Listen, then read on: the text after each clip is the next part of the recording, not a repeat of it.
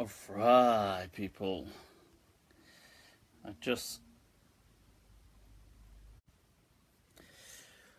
Right, I'm not sure if... Just making sure that's running fine. Afwan, lo siento. Mi gente. Right, I've just... where is my stuff gone? Ow. Right, let me just share this. Get it out there. Wow. I mean, even by my own standards, I was delayed today. Alright, so let me just share this. Gotta do that. As you can see, look, I put up a little sign. You probably can't see it. Oh, you can't see it well.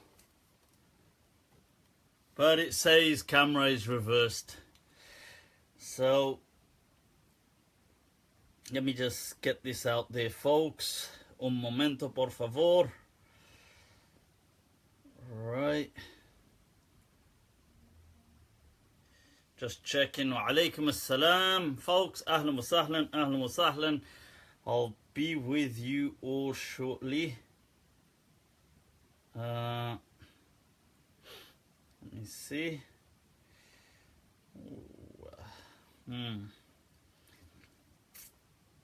Just one moment.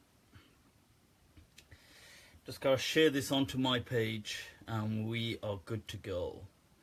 We are good to go, folks. Look at that. There it is.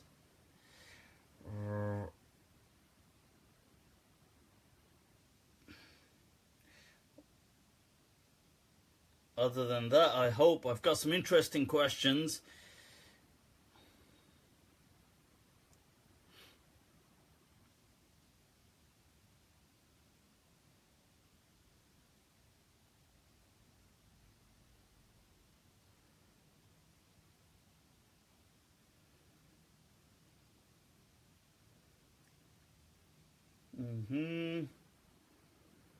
I take it that's done. Whoa, look at that. I just hear myself speaking back to me. That. Look at that. Whoa. The freaky feeling of hearing yourself. I was printing that off, and as a practice, this was supposed to go with it. It's supposed to say genius for that. The camera is reversed, genius. Tech speak for retard.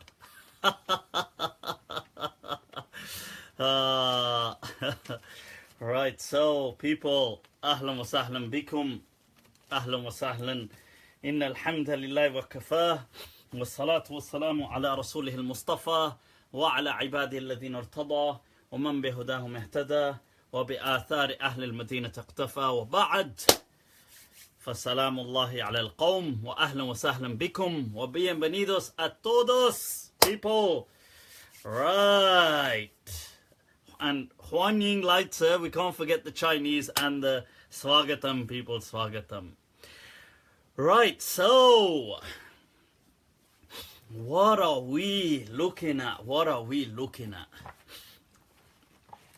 ¿Qué pasa? ¿Qué pasa, mi gente? What's going on? I've had some questions come in. I'll just put some of these aside. Alright, here they are, some interesting questions. How have you all been doing? Much love from King's Heath.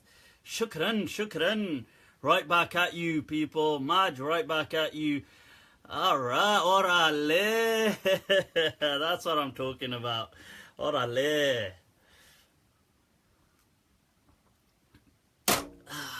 The drink's on point. It's got to be. That's a must. People, that's a must. Salams is not correct to put. Salams. Salams. ¿Por qué? ¿Por qué? Mano, ¿por qué? Why is salams no good? I was reading somewhere, somebody had written this thing about what is it with salam? With salam, people writing salam. This isn't an Islamic kind of gesture. You know, it's either assalamu alaikum or it's I mean, what is wrong with the world? Seriously, what is wrong with the world? I mean, not everybody wants to kind of, if they're saying something, if they're writing something, say, Assalamu alaikum wa rahmatullahi ta'ala wa barakatuh. Allahu Akbar. And go into straight kata mode. Not everybody wants to, some people just want to be just normal. So if they say salam, what's the big deal? No, it must be wa alaykum assalamu alaykum wa rahmatullahi ta'ala wa barakatuh. God damn, people are so uptight sometimes. And they're so weird. They just pick on the weird. I mean, I just read that somewhere, and I read some people, and it's because somebody just reminded me. So yeah, this whole thing, I tell you, they're like Allahu Akbar.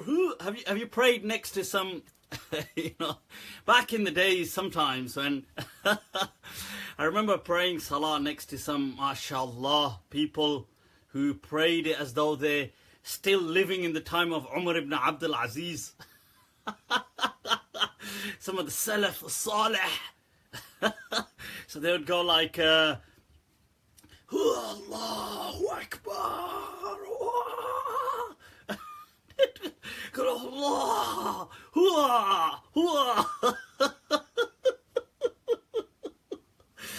And you're thinking to yourself, whoa. And I remember one of these brothers would go into into sujood like this, and he'd put his elbows out like this.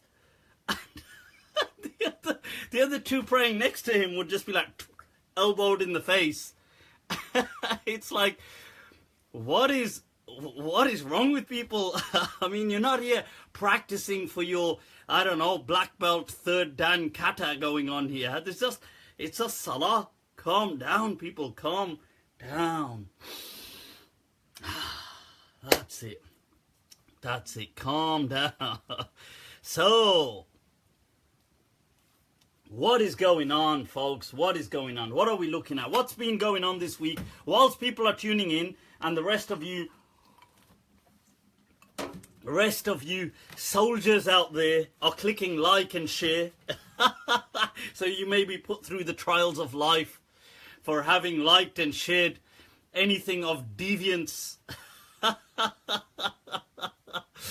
So you may be seen. You're basically going to get crucified. But what the hell, huh? As I say, what's life if not lived on the edge?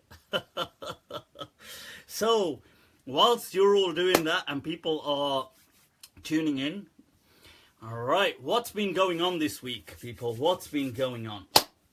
Anything interesting? On some serious news, some sad... Look, this is some serious...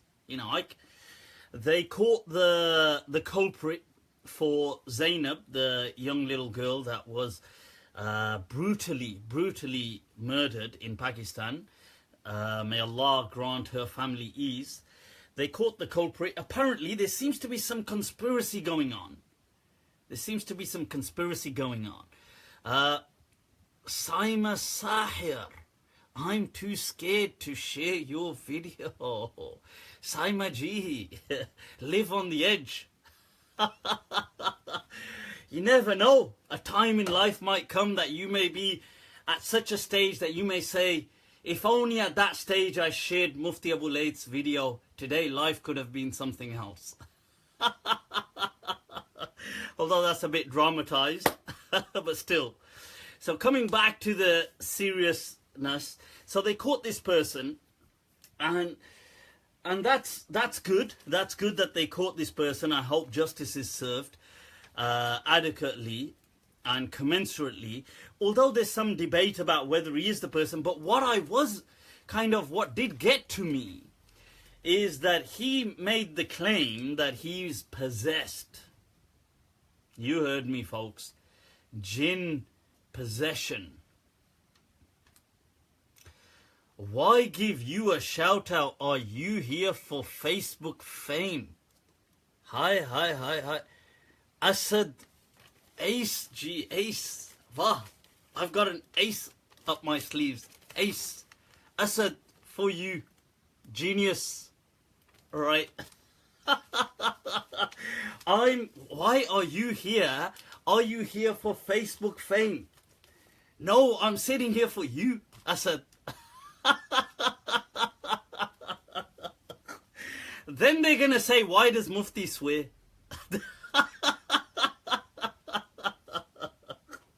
So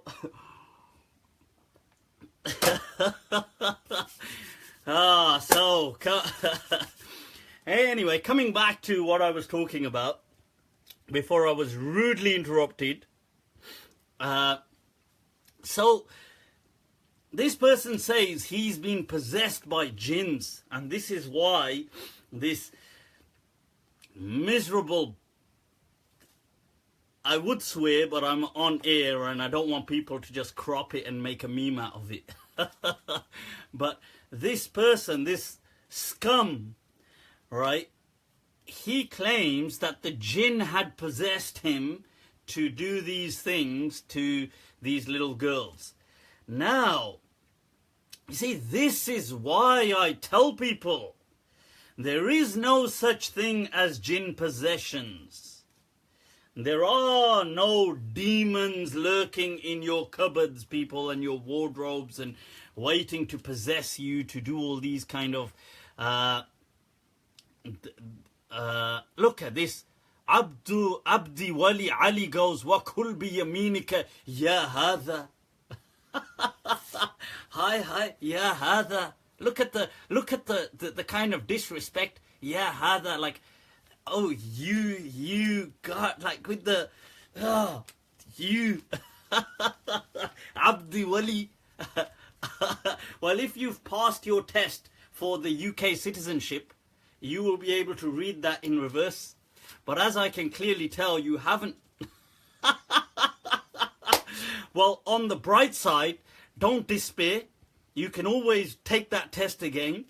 And if you're still struggling, then I'm sure on Al-Maliki Road, you can take some revision classes by some of the local, is it Chaudhry Server?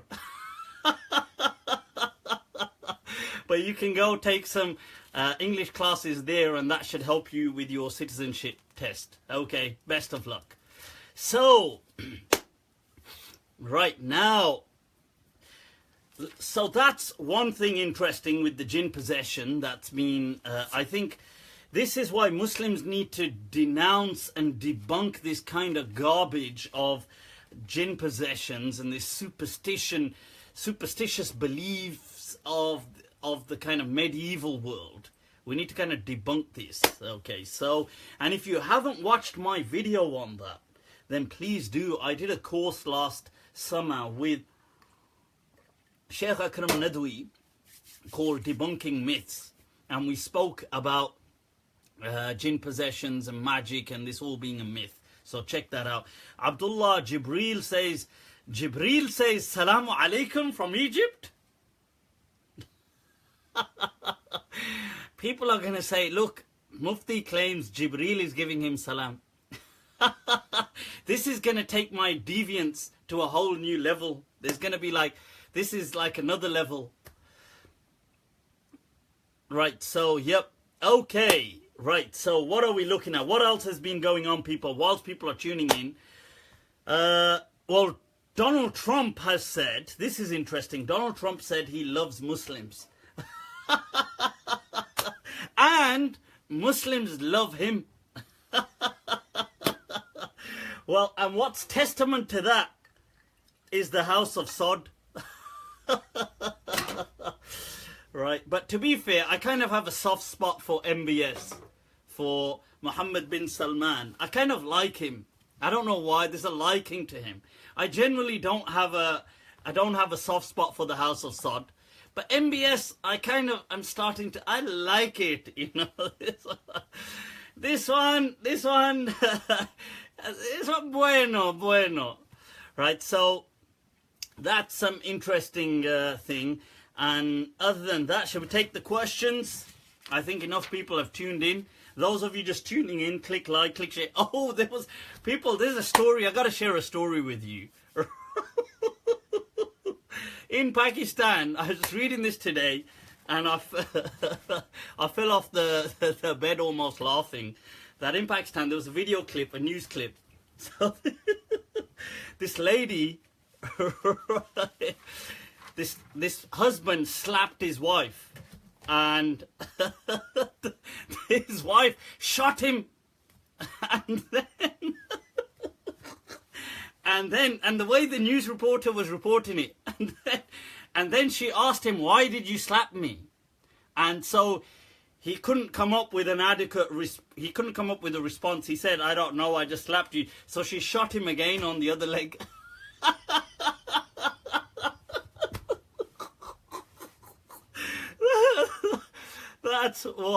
That's crazy stuff, man. Crazy stuff.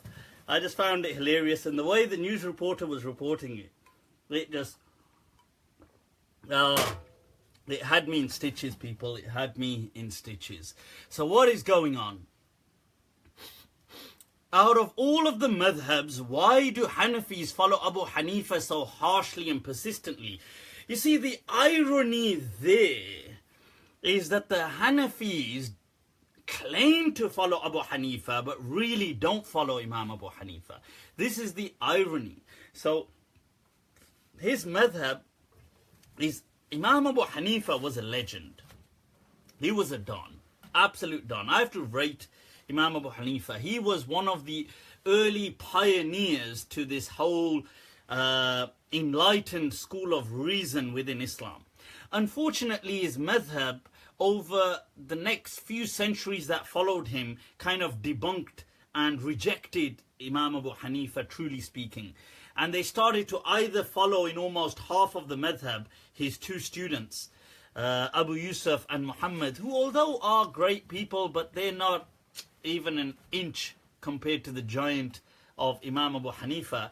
And then really all they ended up doing was just following, nowadays they just follow people like Ibn Abidin, who was from like the 18th, 19th century Damascus, Middle East, known as Ash-Shami, Ibn Abidin, and his famous book Raddul Muhtar. That's just who they blindly follow today, unfortunately. And if he says we follow Abu Hanifa on this, they follow him. If he says no, we don't follow Abu Hanifa on this, they follow him. It's a shame. And they've become ironically kind of I think over the centuries, because they took such a kind of bashing from the Shafi'is for not following Hadith, ironically they've become weirdly kind of very Salafi in their own way, like Hadith, Hadith, Hadith. Although it's the only madhab which kind of lacks Hadith, but they've become very kind of like dogmatists. Nothing like Imam Abu Hanifa, legend of a person. The irony of the madhab between, somebody could do a PhD thesis on the difference between the Imam and his madhab became the antithesis of the Imam over the ages. The irony in that. If Imam Abu Hanifa was today here, he'd definitely be in line with this way of thinking, and they would definitely be writing refutations against him, calling him a deviant. Unfortunately, not all, but many. So, just to start off on a controversial note, that is. Nothing quite sells it like controversy. There's just a pizzazz to controversy, isn't there? Did he just say Imam Shafi'i doesn't follow Hadith? No, Imam Shafi'i definitely did follow Hadith. I said like the Shafi'iyya, they... Anyway, what are we looking at? What are we looking at? Not like me to be controversial. Hell no. Controversy. ما هذا ما هو الكونتروفرسي أنا لا أدري ما هو الكونتروفرسي. So what's going on, people? What's going on? Does he know to laugh is haram? Abu Eksatim M. Abdullahi. You could add a few more silent letters there. Why not just add like a silent X and then a silent qaf at the end? Just write your name with like all these silent letters. X at him. So, does he know to laugh? To with spelled double O, T double O, to laugh is haram. I no know this one. I sorry, this one to laugh. Did you know that hadith is da'if? Did you know that? It's a da'if hadith, people. That laughter hardens the heart, or that laughter is haram. These teachings are a deviation. Right, so shout out to Oldham, Clarksfield. Why not? Is Ruqya fake then? Ruqya has no reality to it like the way people think it does. It can have impacts like placebo effects, and it can serve a ritual kind of impact on people. But the way people do it today, as in black magic has been done on me, or I've been possessed by a jinn, or the interest rate on my mortgage has gone up, or my husband's cheating on me, or why does my pre-workout not work anymore? Why can't I get that last rep in? There's like, so right, so all of these, why does my internet keep buffering? So these kind of things that people do ruqya for, right, these kind of things have no reality to them. Okay, so ruqya in essence is a ritual. That's what it is, and it can have some effect. But the Prophet ﷺ said in a hadith, tadawo. That's in Sahih al-Bukhari if you want it. Tadawo. Learn and seek medicine. Right. So, why can't I stop eating? I have no idea why you can't stop eating. Well, you've got to first of all let go of the food. Okay. First tip, let go of the food. It's interesting, because I, as a person, have never really had an obsession for food. And I can't seem to understand it. Like, I understand the fact that food tastes nice. I get that. And if given a choice, obviously, I would like to eat nicer tasting food. That's obvious. I'm just like everybody else. But I've never had a kind of craze or an obsession for food. So if somebody said, let's go to a particular place for food, that to me is just arbitrary. Or if somebody said, oh, there's food here today, do you want it? Like as in, let's go to a place. I've never, and I've always, so I find it strange sometimes because I see most people have this, obviously, this kind of craze for food. And I understand it's evolutionary, but I just can't relate to it. Like, I relate to the hunger and the taste, but I can't. So definitely, I am abnormal. Of course I'm abnormal. Being normal is overrated. Well, I suppose I can relate to it by analogizing on some other drives. What questions have we got, people? What questions? What are we looking at? Okay, there's a question. I've had a question on, bro, you drink your left hand, you are a toe to hand wrong. You are a toe to hand. Khurshid Ahmed says, bro, you drink left hand. Is it right? You are toe to hand. Wrong, as in R-O-N-G. Here comes another one, right? So, This one's dedicated to you. And to you as well, Khurshid, if you'd... I can refer you to somebody to help pass that citizenship test. So, you know, best of luck with that. Right. So, love you, Sheikh, for the sake of Osaid, gee. Who is that? Right, roll right back at you. Nothing but love for all of you people. Shukran. Much love. Stay blessed, people. Stay laughing. Maybe he's Chinese. Sid, are you supposing the Chinese do not know grammar?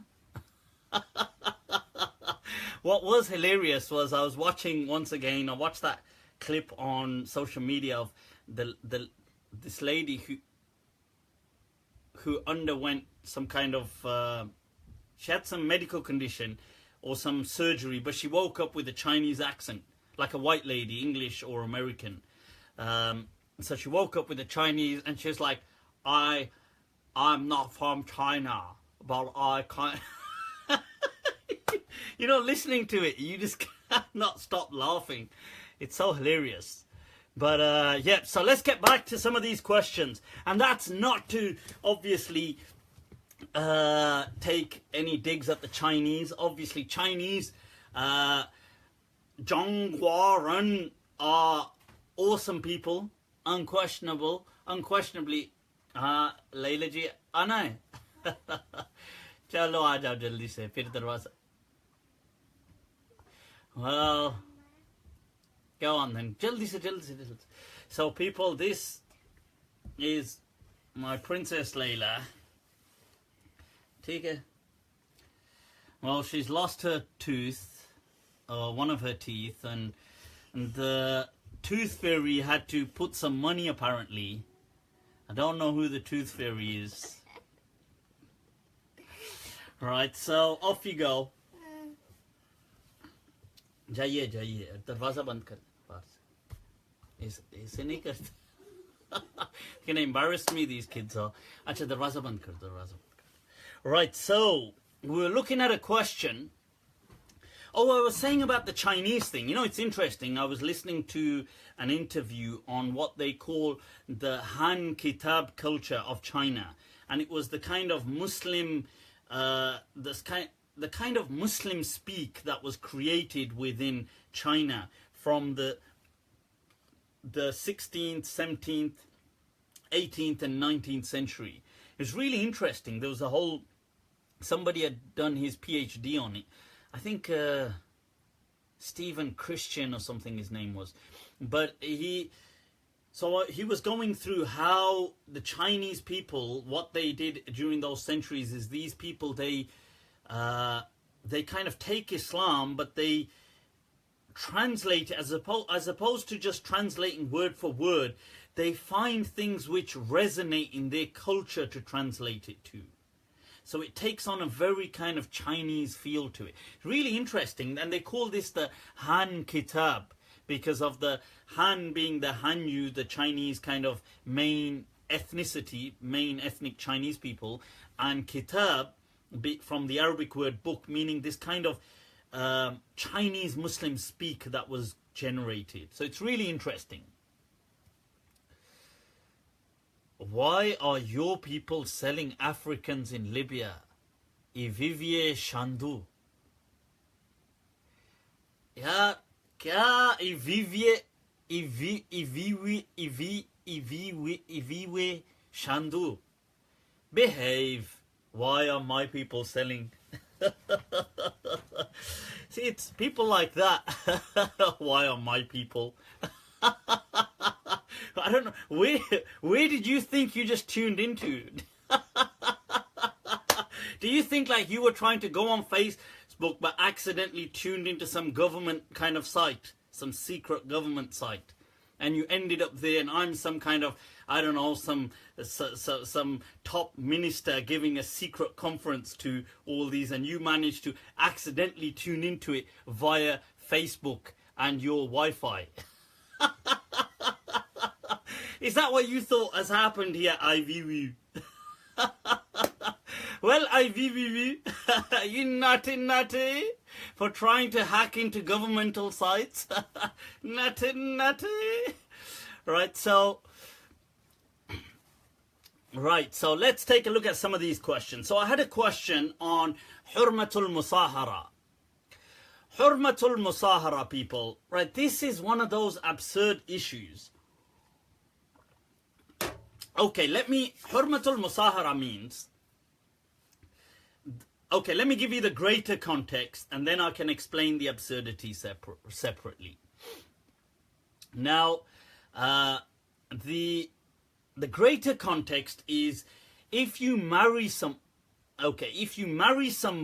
and consummate that marriage, and so meaning you are in a sexual relationship with somebody, a legitimate sexual relationship with somebody, can you then also marry a direct, either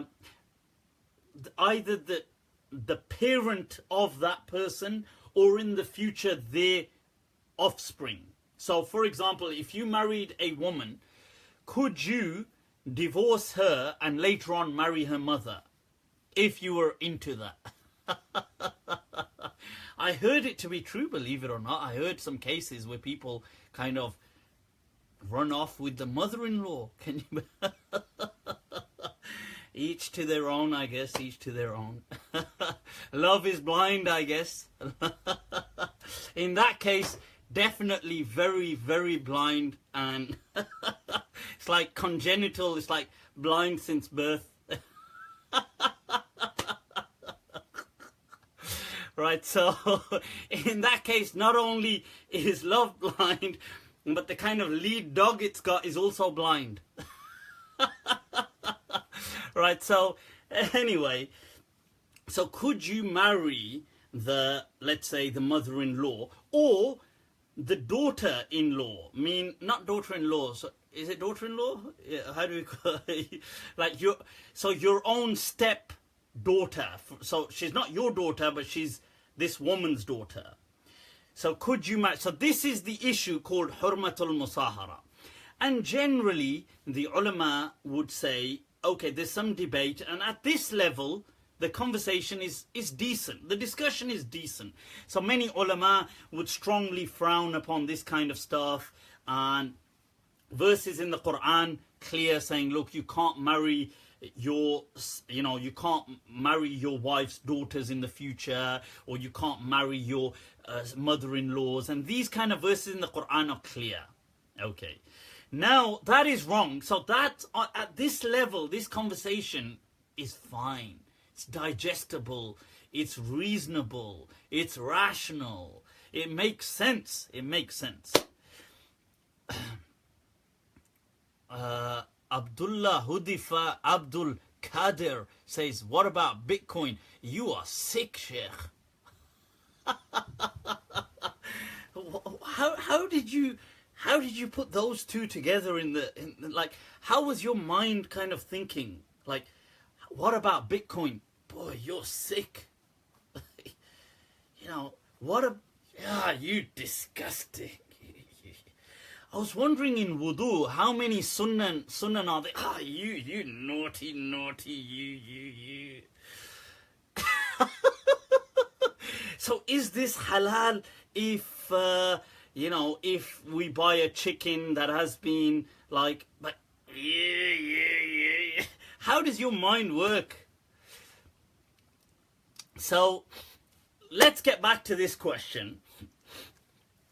Now, focusing on this, at this level, Hurmatul Musāharah. Musāharah means this kind of in-law relationship. In-law, if we can call it that. It's, oh, sorry, sick meant good. Oh, sorry, I take that back. Oh, I totally see now. Oh, it makes total sense now. It's like, duh. That's like, is Bitcoin, oh, you're sick. I mean, it makes total sense. Total. I'm messing with you, don't worry about it. It's all good, it's all good. Right, so right now, coming back to this, so Hurmatul Musāharah makes sense. Then what's happened is some of the ulama, the question I was asked about the Hanafi ulama. Now, what they've done is they've then taken this discussion a step further. They've said, okay, what if it wasn't a marriage? What if it was just sexual intercourse, let's say? So it was just sex, it wasn't marriage. So they said, look, the ruling still stands. Fine, fine, fine, okay. Then they've taken it a step further. They've gone, yaar, maza nahi aaya yaar. They've gone, yaar, maza nahi aaya yaar. Let's take it a step further. So they've said, okay, what if it wasn't full-on sexual intercourse, but it was kind of a strong sexual encounter kind of thing? So the other ulama here have said, no, wait a minute. There's what the Quran says, and we're going to stick with that. We're not going to start inventing these rulings. But the Hanafi madhab said, no, it's still haram. Not the sexual encounter, but then that person's other relatives become haram. Then they've said, yaar, maza nahi aaya. It's not quite doing it for me, this. Let's take it a step further. So they've said, okay, what if it was just a touch? Touch. Touch. It's like, just like it just by accident, what if it's like touch, So they've said, well, even if you touched, then that person's mother and daughter become indefinitely, infinitely haram on you. Then they've said, but okay,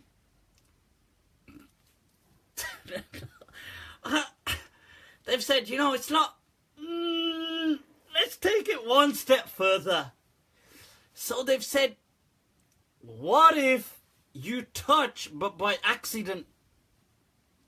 Those accidental touches? The hands do wonder. What if you accidentally touch? Accident, accident, it's like, so they've said still they become haram. Accidental touch, still. It's like, whoa. So then they've said, so let us give you an example of where they've applied this. They've applied this, let's say a man, middle-aged, older, and he has a son who's fully grown and is married, living with him, let's say, or wherever they are. And in this situation, the daughter-in-law, right, okay, people, the daughter-in-law comes to, let's say she's handing, let's say she's handing him a cup of tea. So he happens to touch her. Let's say he touches her. And then he feels in his mind, oh, what nice soft hands you have. So let's just say in his mind, not intentionally, but it happened. He just felt it by accident. Let's just say he felt it and he thought, he just had an appreciation of a thought of saying, well, like a kind of sexual touch by accident. It could be anything. It could be a hand. He just touched her hand, but he just had like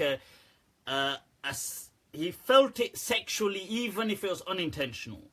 So they say, now based on this, she has become haram for his son. This is one of the most absurd masail, issues of fiqh. You heard me correct, people. She has become haram for his son because, what? You think, well, what? You think, what? You think, Because he's made contact with her kind of in a sexual way, even though it's unintentional, so his son cannot marry her now. And you think, but he's already married to her. And they say, well, tough.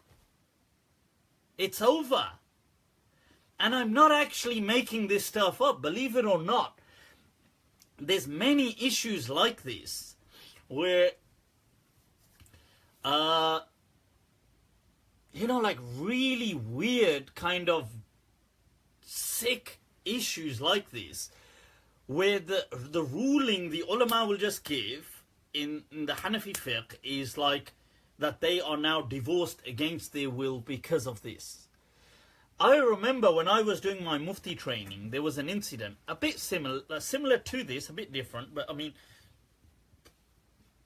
and they gave the ruling that these people have to separate, and it's tough. So and I remember saying to them, are you guys crazy? Why don't you just pass the ruling according to all the other rulings, like the Maliki madhab, the Shafi'i madhab, all these other madhabs say that that's nonsense. And they say no. And I said, yeah, but you're destroying people's lives here. And they've said, well, it is what it is. So this is why the deen has to always make sense. It's important. Es muy importante, mi gente, because otherwise you then get crazy things like this. Right, so what are we? Somebody asked a question, is it permissible in Islam to pet a pig? Of course it is. You can pet a pig, as in pet. I'm not sure if the person meant to kind of like touch. Of course, I'm not sure if they meant keep it as a pet. I'm not sure if I don't think people generally keep pigs as pets. I don't think, unless you own a farm, I don't think they have pigs you wouldn't have generally like, here, I got a pet pig. Maybe people do. I don't know what everybody's up to in this crazy world. But nevertheless, touching a pig is fine. A pig is not considered impure in Islam. According to the school of Medina, it's haram to eat, but it's not haram to touch, or it's, for example, its saliva, or its sweat, or its tears. Things like this are not considered impure in any way, according to the school of Medina. Okay? I want a pet monkey. Sure, why not?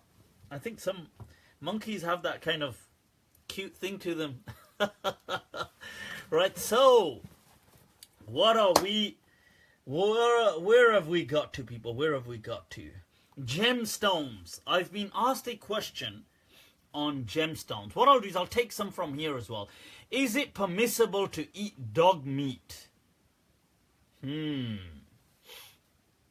This is an interesting question because some people try to bash the school of Medina with this, the Maliki madhab. Right now, it's not really fair because what they don't understand is, I'm just trying to bring up those questions in detail. I've got it here, but I wanted to see if there was a greater context to that question. The thing is, in the school of Medina, right, predatory animals are not haram. They are only makruh, discouraged. So that includes all predatory kind of animals. So whether it's lions, tigers, wolves, dogs, jackals, hyenas, all this kind of stuff, right? So people don't normally eat them. I accept that. But the question here was that if somebody did decide to eat a lion, let's say, right? I know the lion won't take nicely to that. Nevertheless, right, if you did decide to, I'm just trying to get to this damn question at the same time. If you did decide to eat a lion, it's not considered haram in the school of Medina. So by that understanding, neither are dogs. So, I mean, people here try to say, oh my God, the Maliki madhab, Maliki say you can eat dogs. Maliki don't say you can eat dogs. They don't say to go eat dogs. But they said that these things are not declared haram. There's a little difference, okay? Just because something hasn't been declared haram doesn't mean you need to go eat it. Don't just eat everything, for God's sake, that it hasn't been declared haram. You don't just go around eating soil and eating stones and kind of like eating anything that isn't declared haram. But look, if some culture did eat wild predatory beasts, they are not haram according to the school of Medina. So in the Prophet's time, many of the Arabs used to eat hyena. They used to eat hyena meat. So in a hadith in Tirmidhi, some of the Sahaba have hunted hyena and they're eating it. So they call it dhaba in Arabic. Now dhaba is, once again, it's not haram because the school of Medina does not consider any predatory meat to be haram. So I suppose the Chinese diet could find some dispensation in the school of Medina. Right, so that's, I'm just giving you the explanation that some people sometimes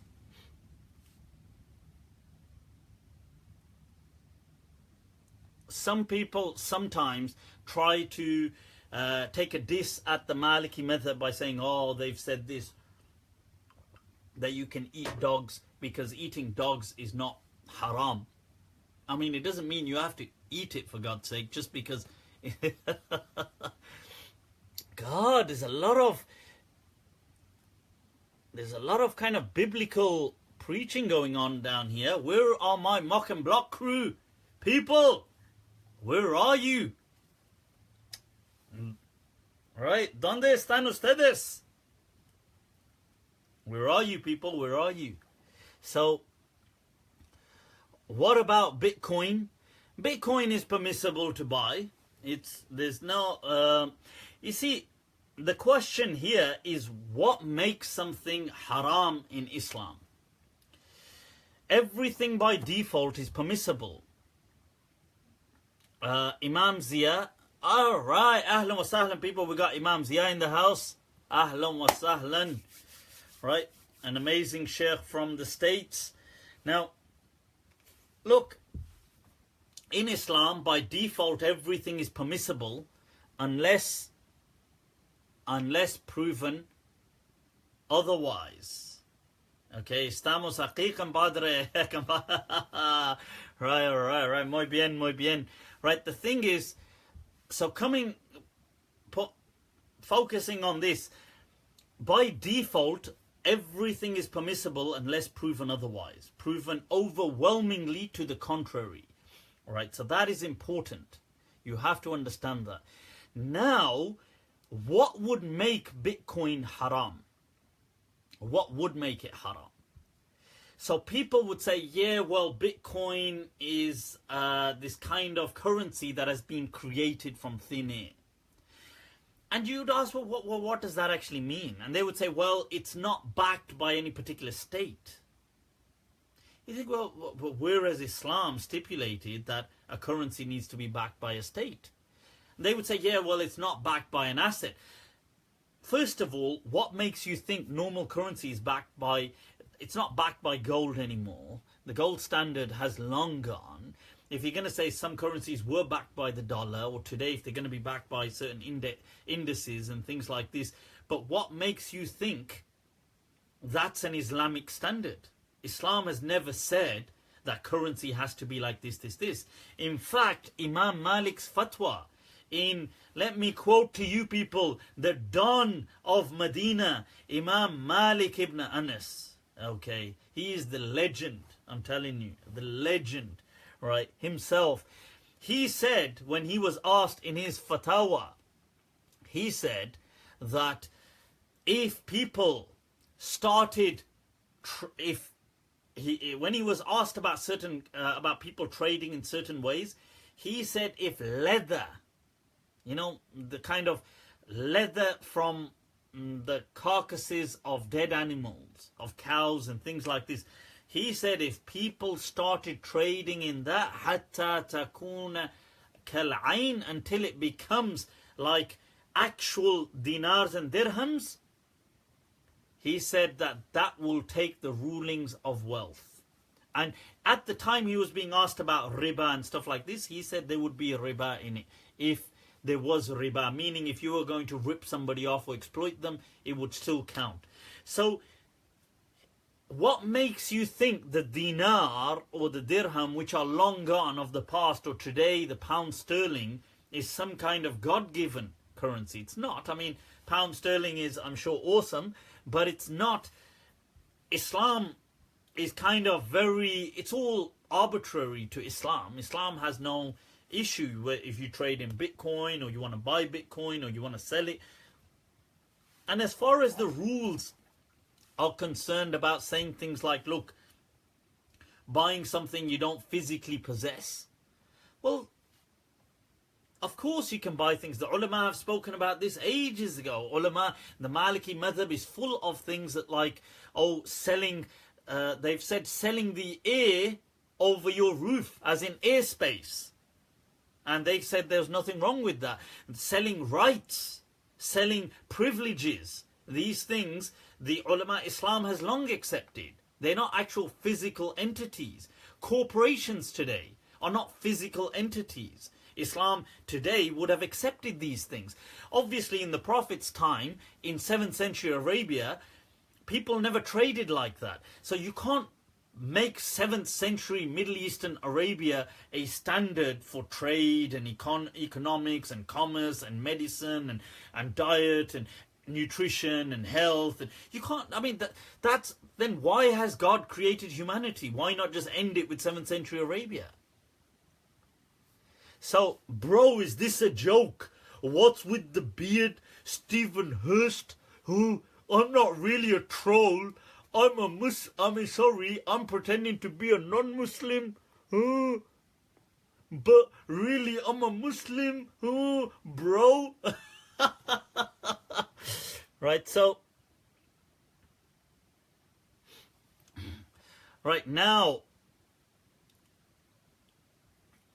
so the point is that yes, Bitcoin is absolutely permissible to buy. You see, when the Prophet sallallahu alaihi wasallam spoke about things like, when he spoke, I know. Right, well, I've blocked those people. You see, when the Prophet spoke about transactions, people, and things like certain buying and selling things, like rules, you have to understand that what he was doing was addressing a people of his time for situations they had in their time. Not for people today. He was not setting a standard saying, oh, this is how you will buy and sell for eternity.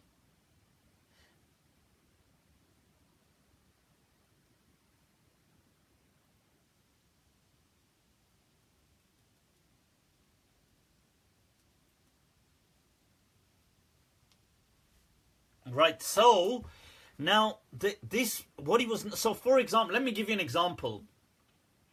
The Prophet said things like, oh, don't let the Bedouin people, for example, they can't buy and sell with the city folks at a certain time. Like, they should have a separate kind of market and a separate this.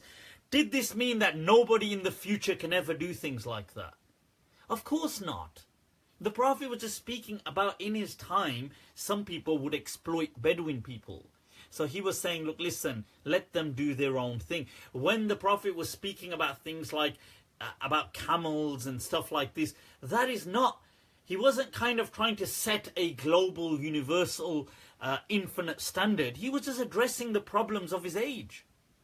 The people had these kind of problems. Do you know, this is how they bought and sold.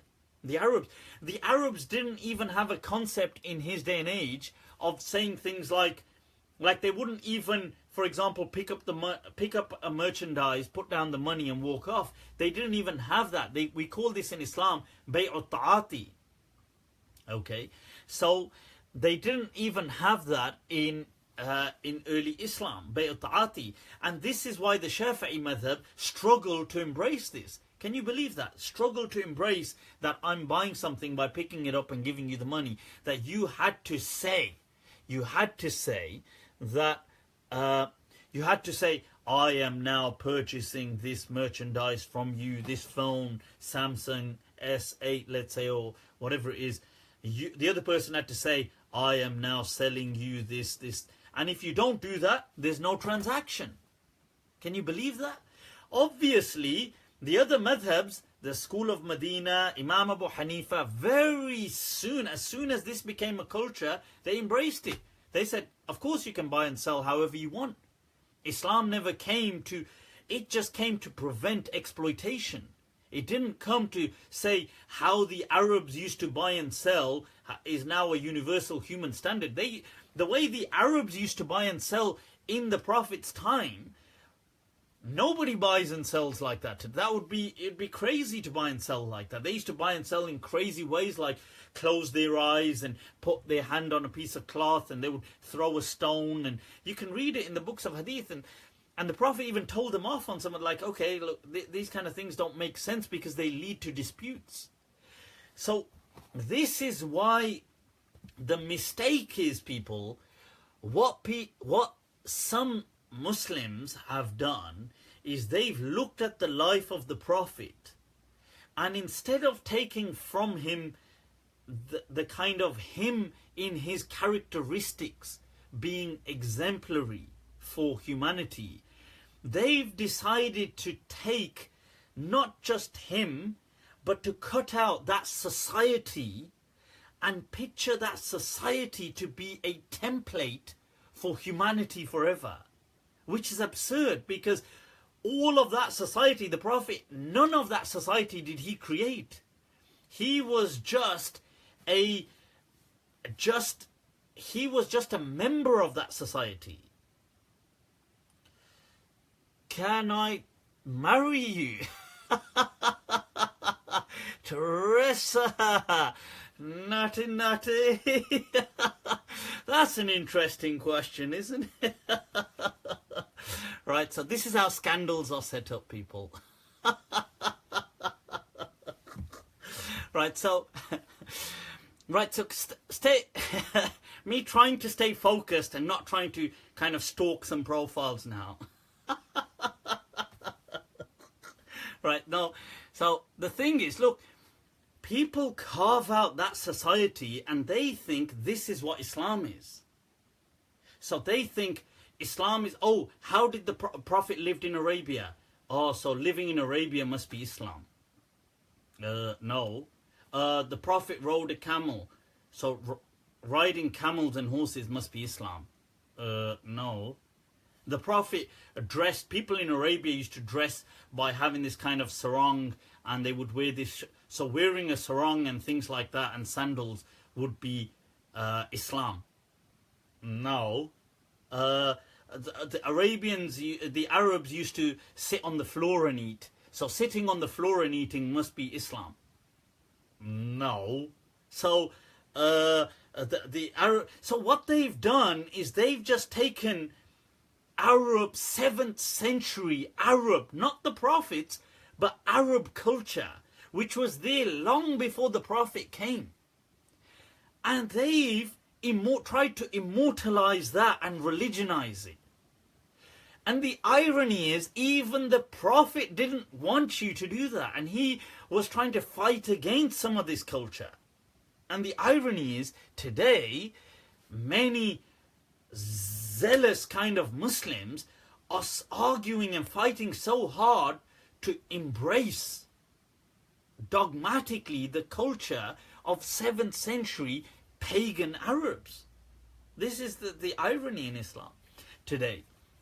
So, right now, let's get back to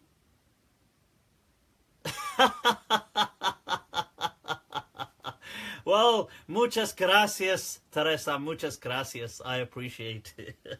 Right, so now, students of knowledge, say to your... Let me take the next question. Aina wasalna, huh? ¿Dónde estamos? Where are we, people? Right, so I've been asked a question on gemstones. This thing about gemstones and giving good luck and any kind of superstitious things, these things have no value in Islam. Okay. How could you call yourself Muslim? Like this, look. I'm a Muslim. Oh, no, sorry, like this. I'm a Muslim. Oh, no, I could also do it like, I am a Muslim. Or I suppose I could call myself as, I'm a Muslim. I mean, I could call myself a Muslim in many ways, but thank you for asking. Right now, I've spoken about tattoos previously at great lengths. So I mean, if you check the previous kind of episodes, you'll find it there. Right, so yeah, so gemstones and things like this, look, these are all superstition. Stay away from these things, people. I mean, I'm not saying I don't know what people, I think people use gemstones for rings and things like this. I'm not saying the rings are haram per se, but what I'm saying is believing in superstition is forbidden, because it cripples the human cognitive faculty. Okay. Right. Wa alaykum as-salam. Right, so people just tuning in, click like, click share, people, get this out there. Right, let's take a look at some discussions. Right, okay, I've been asked some questions. I've been asked a question on Hadith. Here's some interesting serious talk, people, on Hadith. So I answered a question I think was it the week before last, on some miracles of the Prophet. Okay, I'd like to touch up on this topic because I've seen online a few discussions about this. I've seen some viral videos. I don't know how viral they are, but some, I mean, they were sent to me anyway. And I even had somebody approach me at a petrol pump. So if the brother watches this, he'll probably know who he is, right? To have a discussion on this, because he had seen also these viral videos, which I have also seen now. So these videos were alluding to me being blasphemous, okay, to the companions. Because I said in a previous discussion, I was asked about the miracles of the Prophet and this tree that kind of allegedly cried and would speak. This kind of like speaking, crying tree in the time of the Prophet. And I said there's no such thing. And these hadith are not established. Okay. I said that. I said that these things are not established. They are, and I said that the chains have problems, and I touched up on them briefly last time. But I also then said that, look, somebody may ask that, but why? Okay, if you go with the argument that they are established, let's say, if you go with the argument that they are established, why would sometimes certain companions say things like this? And I said, look, it's out of their love for the Prophet that over time, people, when recounting things, it's natural to exaggerate the virtues out of love for somebody. And I said, look, people today even do this for their own peers and sheikhs. They claim them to be doing all these miracles and things like this. So I said that, look, in the past, naturally for the Prophet, some people may have done this. But we don't need to kind of exaggerate the virtues, because the Prophet for us was already such an amazing and incredible person, and for us was the best of creation. So that's what I say on my video. So this one person, he kind of is making a recording of my video, and then there were some comments on different kind of statuses as well, saying, oh my God, the Sahaba exaggerate the virtues of the, like they exaggerate. And this can mean, not that I'm saying, but these people are saying that, are you trying to say the Sahaba lie? And therefore, oh my God, blasphemy, blasphemy, blasphemy. Right, first of all, right, we do not live in 15th, 16th century, people. Okay, you need to chill out with all this kind of like blasphemy and heathens and pagans and all this kind of speech, right? we live in the 21st century. Welcome to 2018. Okay, just to start off with. Secondly, right, I want to demonstrate. I'm going to do two things. I'm going to explain this situation and the greater context. But before that, I'm going to demonstrate that these hadith are not established. Okay, I do not believe these incidents to be true. And I do believe that these chains are inaccurate. Right, now, I'll go through some of these for you. Right, now, I know there's a few chains, but I'll go through the strongest, some of the strongest ones, and then you can, you can gain from that an example of other things. Now, I want to highlight that, look, Sahih al-Bukhari, is an amazing book. It's an amazing effort to preserve the hadith of the Messenger of Allah, sallallahu alayhi wa sallam. However, Imam Malik, Imam Abu Hanifa, these great Imams taught us that we differentiate between hadith and sunnah. Not every hadith is a sunnah. Imam Malik rejected several hadith despite them being sahih, having a valid chain. He rejected them outright. And this is evident in his Muwatta. But let's come to this point. You see, Imam Bukhari has approximately over 8,000 narrations in his book. If, let's say, 100 of them even have issues with them and are unreliable and eventually declared to be unacceptable, that's no big deal compared to the overall 8,000 that he has. He still did an excellent job. But what we shouldn't do is become blind following kind of dogmatists, that we refuse to look at the evidence. When you look at the great scholars of hadith like Al-Hafiz Zainuddin Al-Iraqi, when he's speaking about Bukhari, he says, look, just what our ruling on Bukhari is that the chain of hadith, if it is connected, we will declare it sahih. But that does not mean, he says, that does not mean, he says, this does not mean أنه مقطوع بصحته, that this is certainly valid. He says, because it's very possible that these people made mistakes.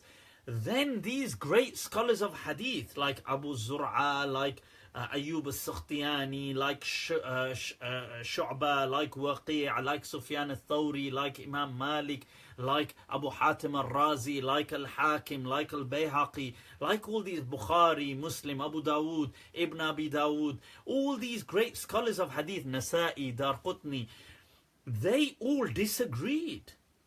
Yahya ibn Ma'in, Yahya ibn Sa'id al-Qattan, Ali ibn al-Madini, all these scholars disagree on rulings of hadith.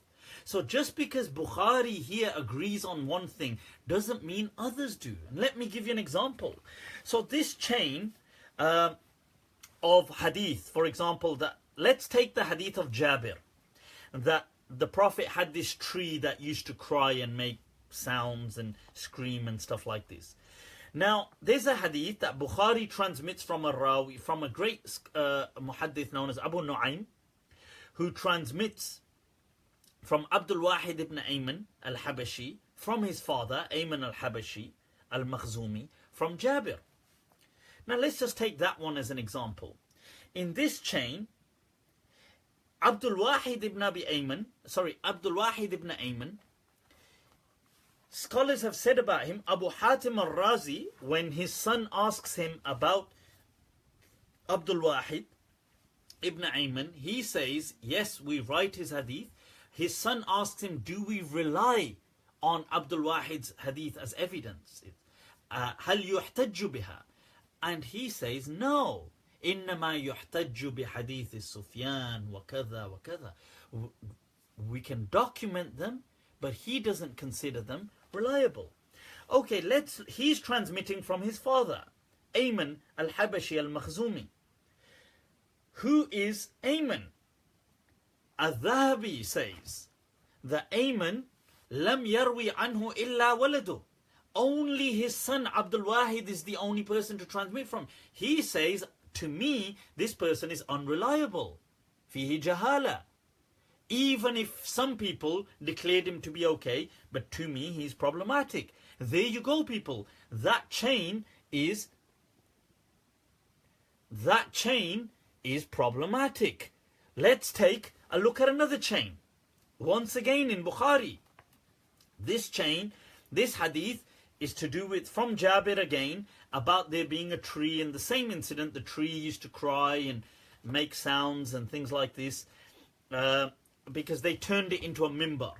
And because they were going to turn it into a mimbar, the tree started crying and the Prophet came and put his hand on it. These things are unreliable, these stories. This Bukhari says Ismail ibn Abi Uwais transmits this from his brother, who is Abdul Hamid Abu Bakr ibn Abi Uwais, who transmits this from Sulaiman ibn Bilal, from Yahya ibn Sa'id, from Hafs ibn Ubaidullah ibn Anas, who is the grandson of Anas ibn Malik, the Sahabi. So Hafs is, who hears it from Jabir.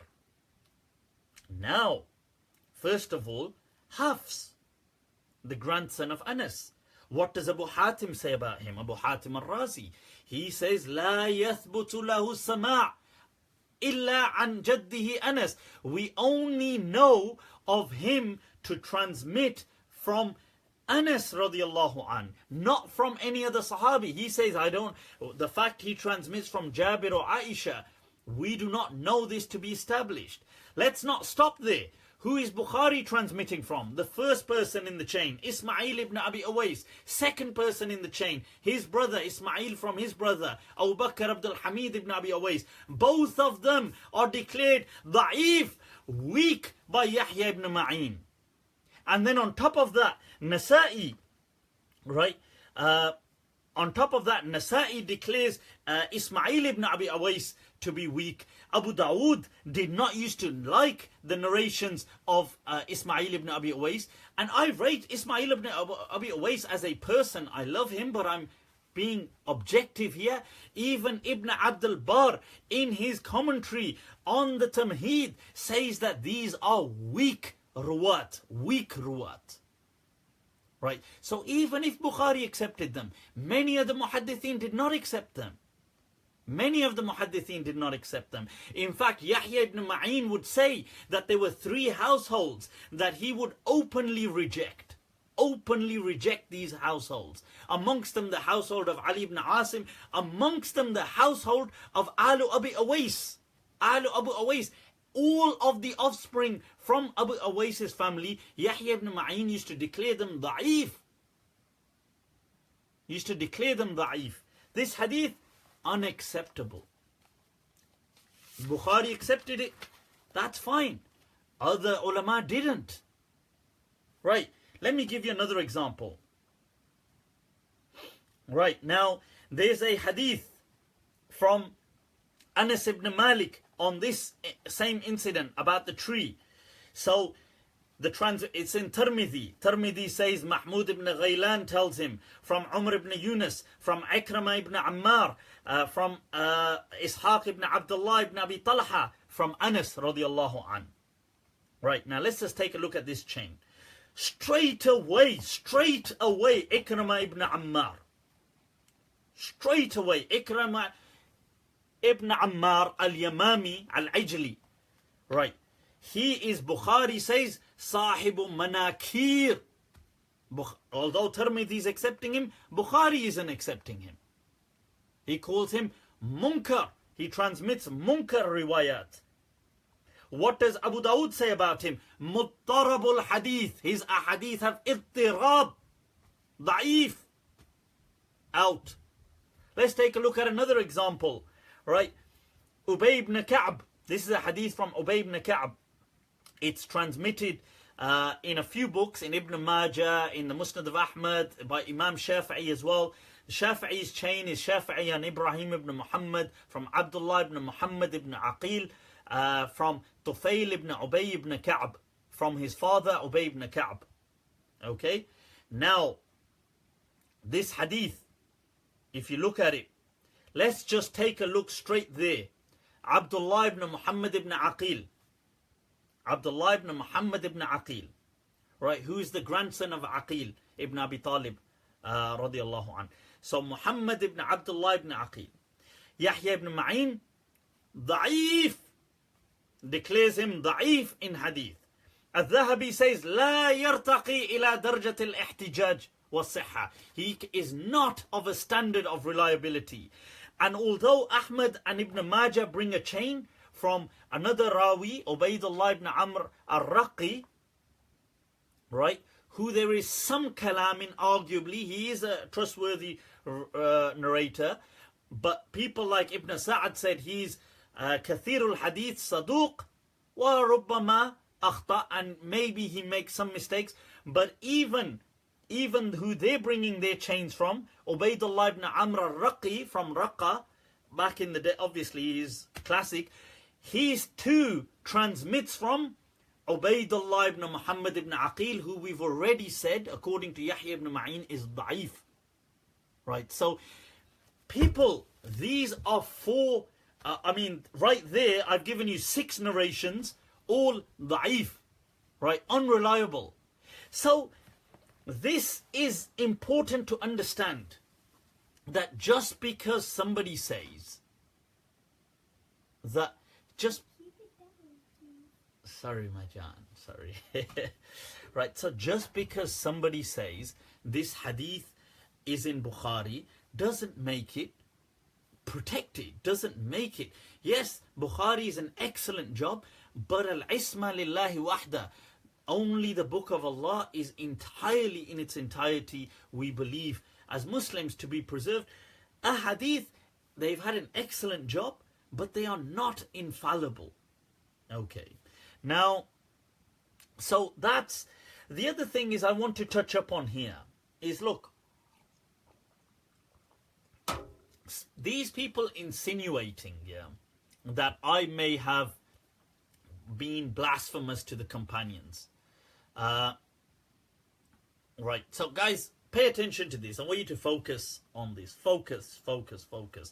Right, so some people saying that, look, you, right, don't kind of just troll the thing.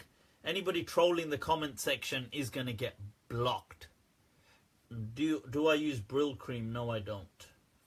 Right, so now people saying to me that, look, oh, you maybe by saying some of the companions, first of all, I don't believe these narrations to be authentic, full stop.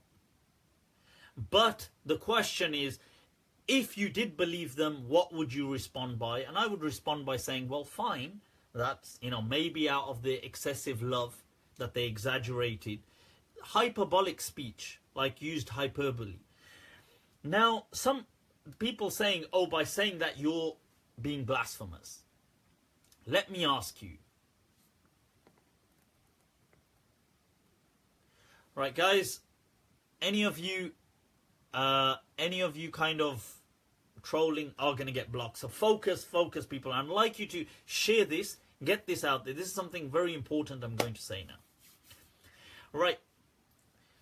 First of all, I want to mention one thing, is that several months back, online, there was this huge kind of, I don't know where it came out of, but there was this kind of spontaneous effort online to kind of malign one of the companions of the Prophet, and that was Muawiyah radiallahu anhu.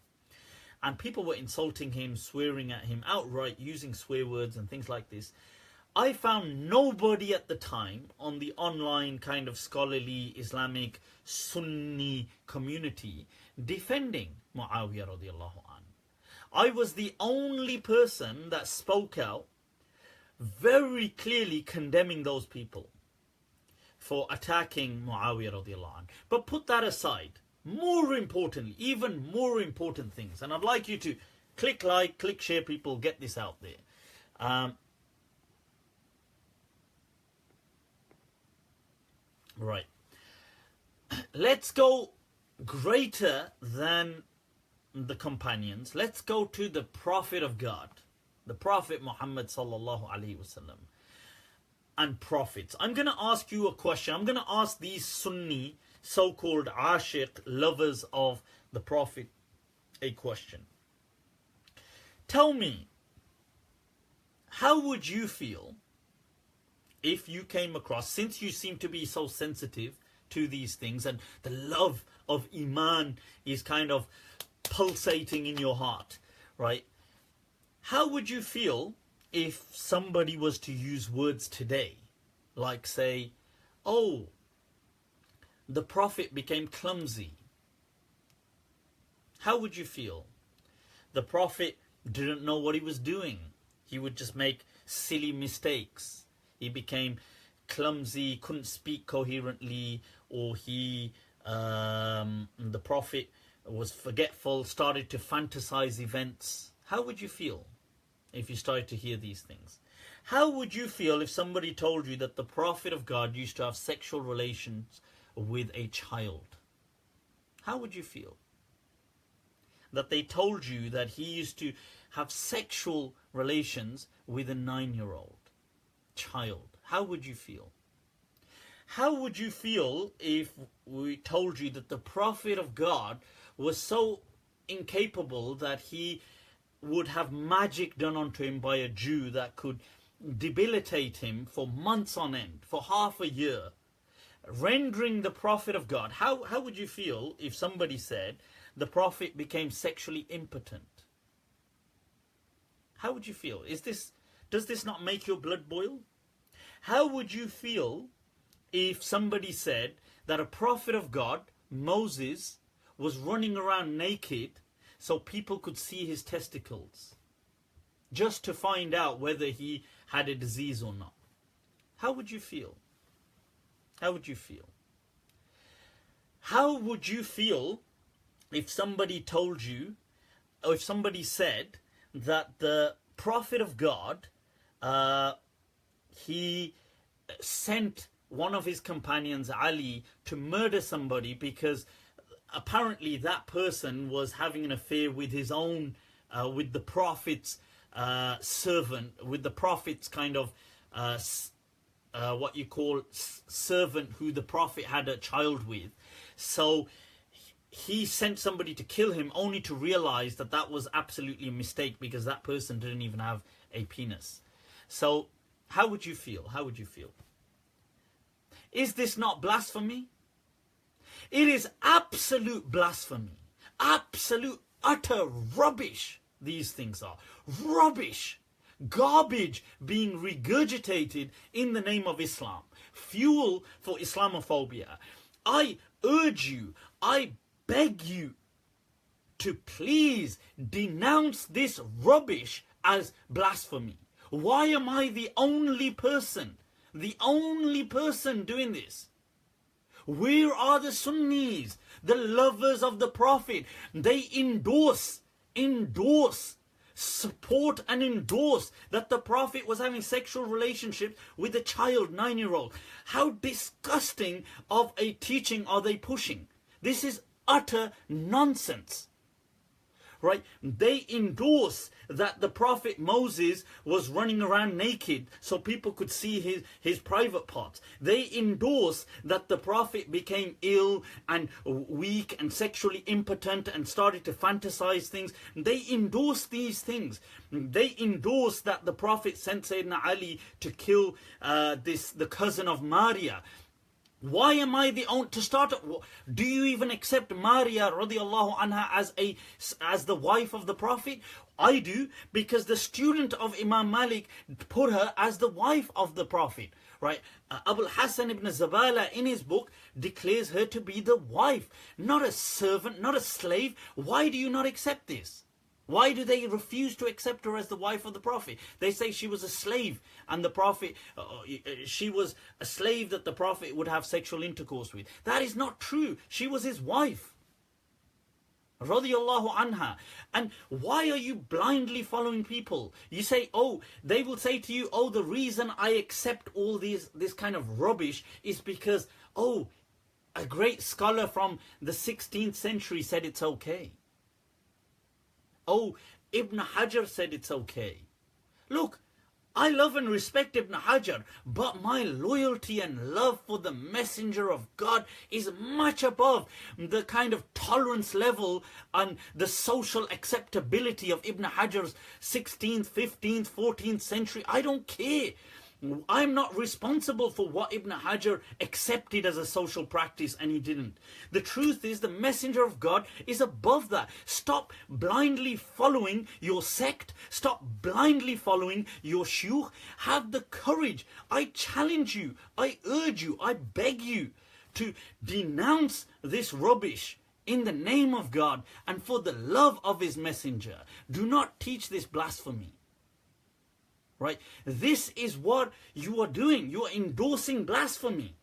And then and if you're not going to do that, because I know you are far too intimidated by your petty crowd and your silly followers and just for their support and your kind of sectarian dogmatism to reject this. Even the love of the Prophet cannot bring you to defending his honor today. And I tell you seriously, wallahi, by Allah, Allah will hold you to account for not defending the honor of the Prophet. That you have stood by and allowed his name to be defiled. You've allowed his name to be kind of thrown in the dirt. You've allowed these fabricated stories to be circulated about him having sexual relationships with a child. You've allowed this nonsense of him becoming sexually impotent and stuff like this to be taught in the name of Islam. You will be held accountable by Allah. So I tell you that if you have the courage, rise for the love of the Prophet, denounce this garbage, this blasphemous rubbish. And if you're not going to, right, then at least don't have the hypocrisy or the double standards to call out other people when they say things like, oh, maybe somebody out of their excessive love for the Prophet exaggerated. Don't you dare call that blasphemy. That's not blasphemy. This is blasphemy. So if you're not going to denounce that rubbish that I told you, which is Tommy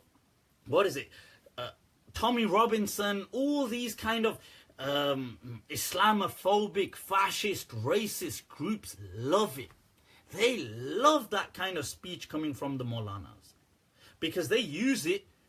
I watched an episode about Muslim sex grooming gangs and kind of pedophilia, and do you know what the Islamophobes on there were saying? They were saying, well, this is fine for the Muslims because their Prophet did this, and they believe that their Prophet did this, so it's fine. Who is going to answer for this? It's going to be us as Muslims. We are going to answer. So, look, as I was saying, and those of you who, this Aisha radiallahu anha, I've got a whole video dedicated to this. It's on YouTube. I do mention Aisha, I don't know specifically, but all the evidence demonstrates she was in her late teens when she got married. So the evidence varies whether she was, some texts may say she was 19, 17, 18, but she was in her late teens when she got married. Now, and I've got a whole video going through evidence upon evidence to demonstrate that. So do watch that. But yeah, so my point here is that, look, if you're going to, don't either kind of stand true to the love of the Prophet or just don't kind of use that card. It's okay.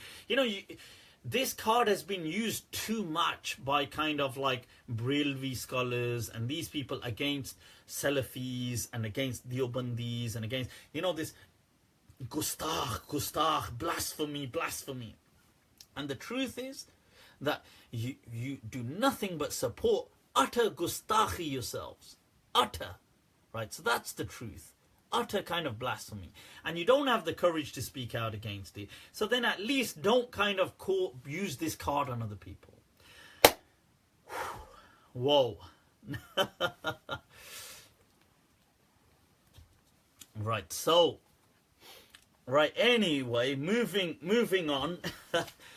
That was a bit tense there, because you know it kind of winds me up when I see some of this stuff, because it's not genuine. We all know it. Right, so let's get back to some of those questions. Right, what are some of these other questions I was looking at?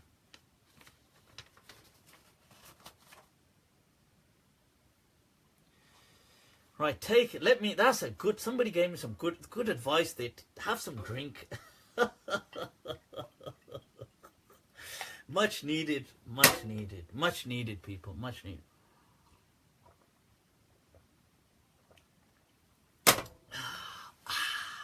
That's what I'm talking about.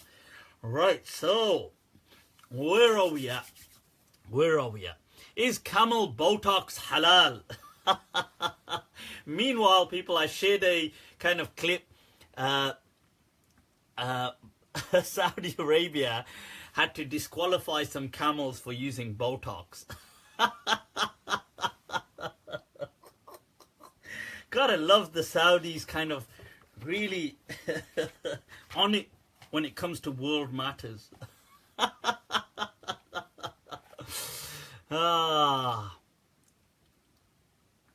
Right. Is there a hadith that the Prophet saw Allah? Those things were visions. Those things are visions.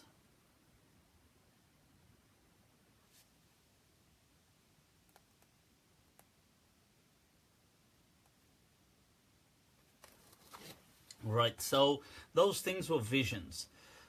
On Dawn Man, what's a Dawn Man? I don't know what that is. Am I a Shia? I'm not a Shia. Absolutely not a Shia. Are you Sunni? Why do you wear a necklace? How did you put those things together? Are you Sunni? Why do you wear a necklace? It's like, is it part of the Sunni dogma and creed to not wear necklaces? And no Muslim man shall from here forth wear a necklace around his neck. For God's sake, give me a break. Are you Shia? Abe, secret. First of all, with the name as secret. Please, this one not secret. I tell you, I know Shia. Okay. Right, so Arbab saying, call me. Well, that's an interesting one. Call me. As you can see, I'm busy. So, if a woman asks for khulla of danger, would it be valid? No, I mean, these things are to do with like talaq, and these things are, people, I mean, it's, if they want to separate, they can separate. The main thing should be, if a couple want to stay together, then the scholars they go to should do everything they can to make sure that that relationship is salvaged. So Islam teaches us to always offer assistance and be helpful on relationships. So no matter what, so if a couple come and they say, I've given talaq like this, or I've done that, or I've done this, but we want to stay together, then they must, I feel that the scholar is duty bound to help salvage that relationship. Obviously, if they don't want to be together, then that's fine. Then, you know, they can, that's fine. Somebody's asking, what are you drinking? I can't tell you that.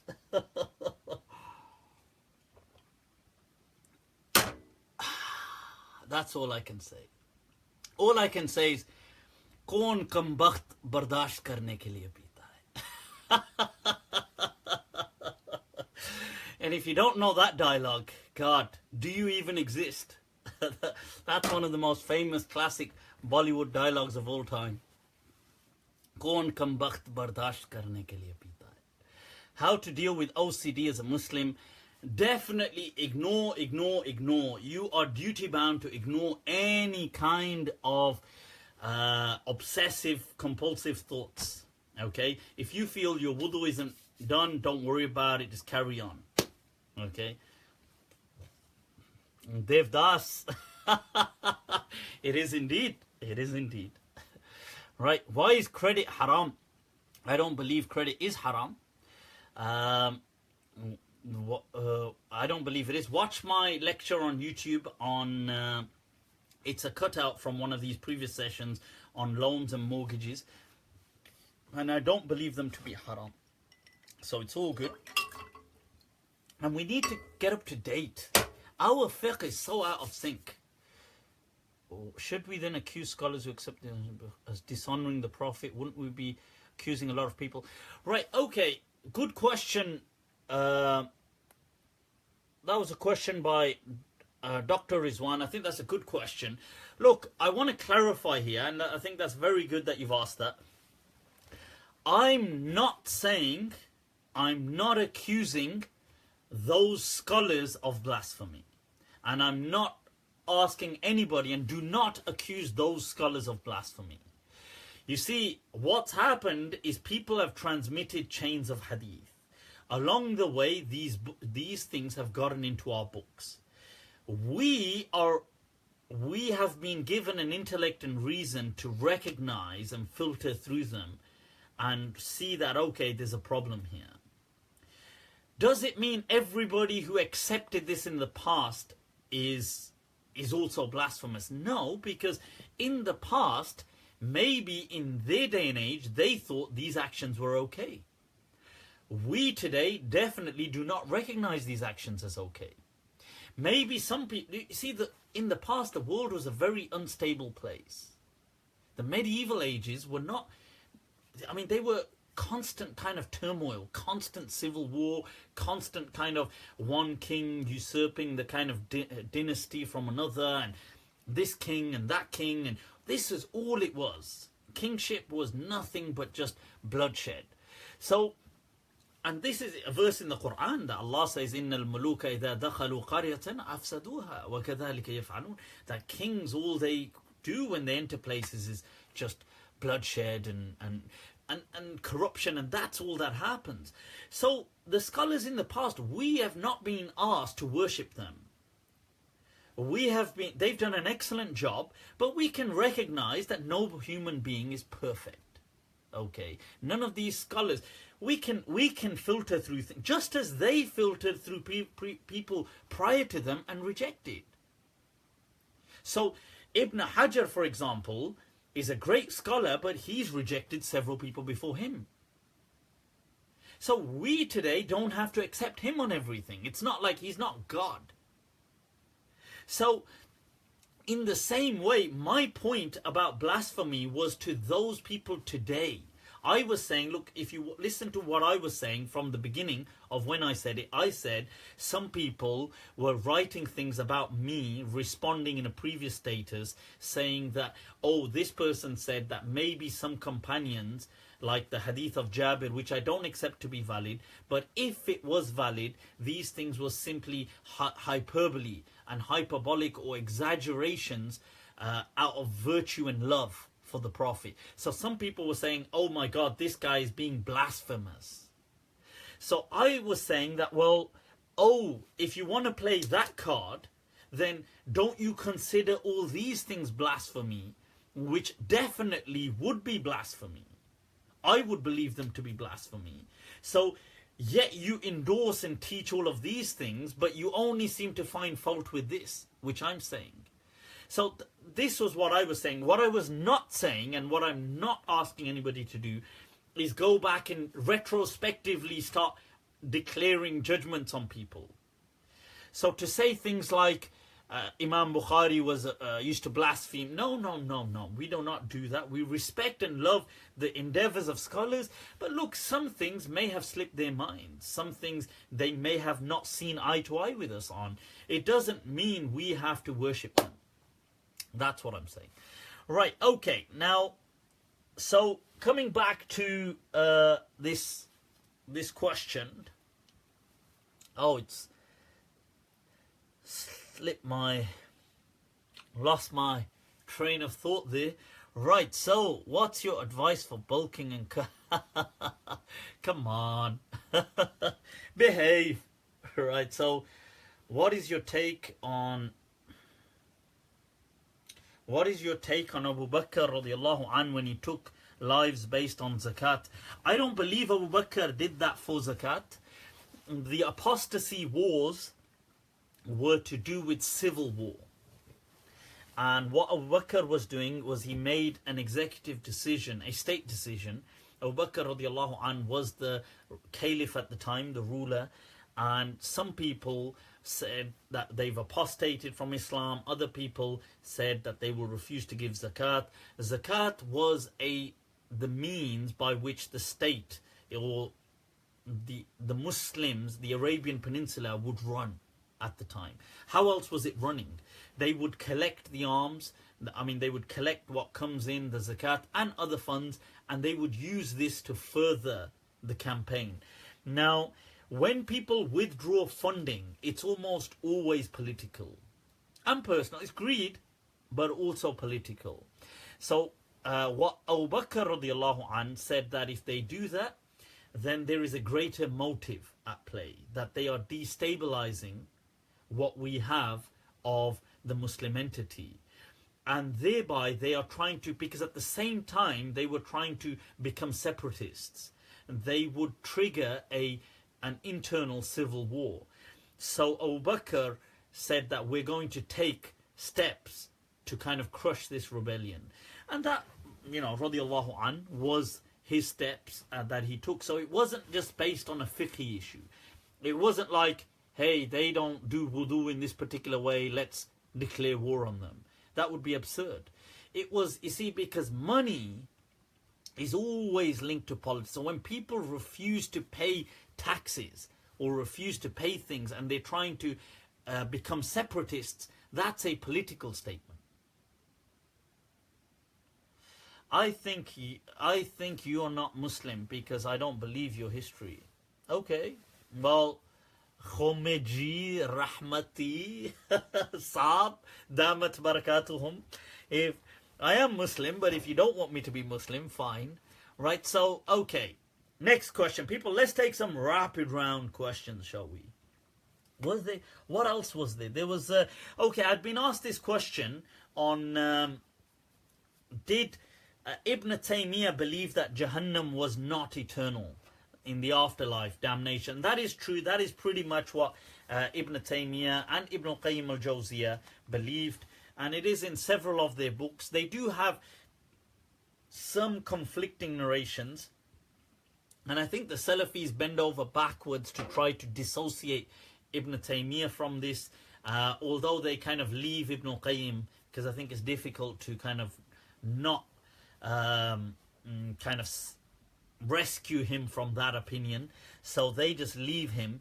And they try to kind of extract Ibn Taymiyyah from it. But the truth is, it was Ibn Taymiyyah and Ibn Qayyim and other people from the Salaf that they believed that eternal damnation, whatever that means, Jahannam, is not, hell is not an eternal concept. It was, so that's, but these things obviously bother a lot of people today. The truth is, look, we are not here to be kind of understanding the afterlife. We have to live our life in this world. Okay. We have to kind of live in this world, focus on this world, focus on our own life. What is the afterlife like? What does it mean? We will never truly understand. And I don't think we were ever meant to understand. And that's what the Prophet said. He said that nobody can understand these things. And yet people go and they try. And here's the irony. Look, check this out. I said this to some people and some people got kind of freaked out.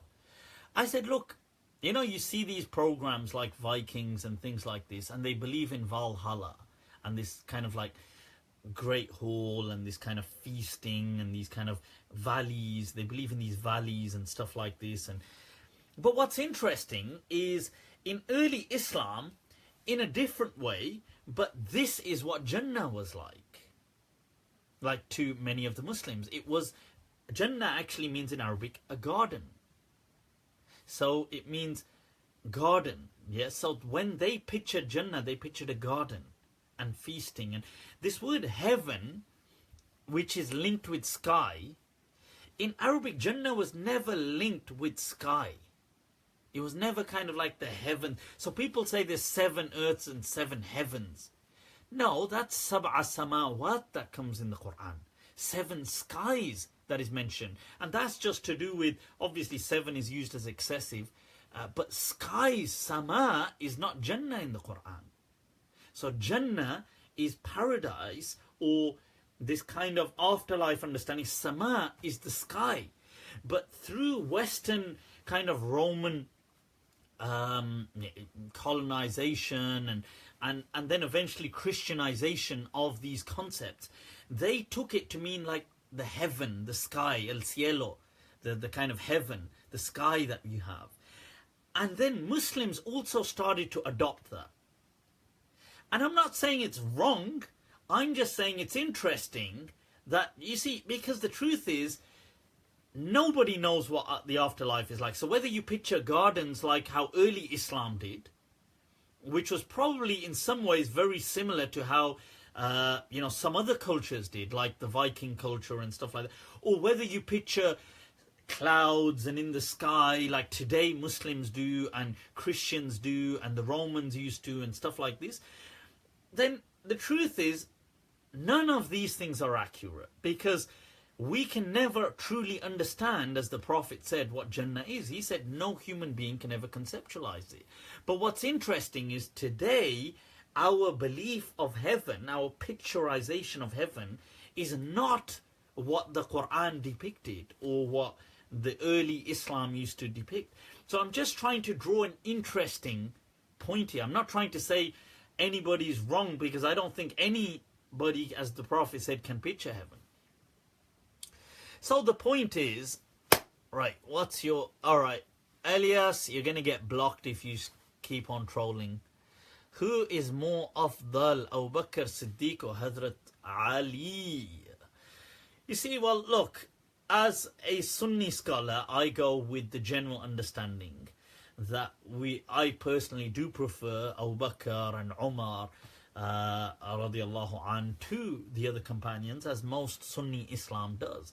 It doesn't mean Sayyidina Ali radiallahu an was a great person, was obviously related to the Prophet, but that's generally how people consider these things. But I don't, once again, I think these things are kind of petty in trying to stir up, who was better, are you going to join the Shia, are you going to join this? I mean, what? Come on, grow up. The thing is, look, they were all amazing people, but you don't need to pit people against each other. That's the... Is philosophy and theology relevant today? I think our entire theology needs to be re-examined today. Not entire, but huge amounts of. I personally, my belief is how the Quran and the Prophet taught it. It's very simple. Like, my belief is just very simple. As the Prophet said, you believe in Allah, believe in His messengers, you believe that this world is not all there is, that there is more. You believe that Allah ultimately is in control. That's it. That's my beliefs. That's what the Prophet taught me. That's what the Quran teaches. That's what I'm going with. These are the books of creed and theology, and you got to believe in 165 points, and this person's added 5 more points here, and if you disbelieve in one of these points, you've slipped and left Islam, and but we're going to bring you back in by the grace of the holy the whole holy clergy are going to save you, and then these people are going to chuck you out, and those people are going to I mean, it's interesting reading the stuff. I'm all for reading, studying. I'll even, I don't diss as a science. I think it had a lot of sincerity in it. I definitely believe that. But I also believe it's naive to assume that it didn't have institutionalization in it. That it wasn't also about power. It was also about power. It's always about power.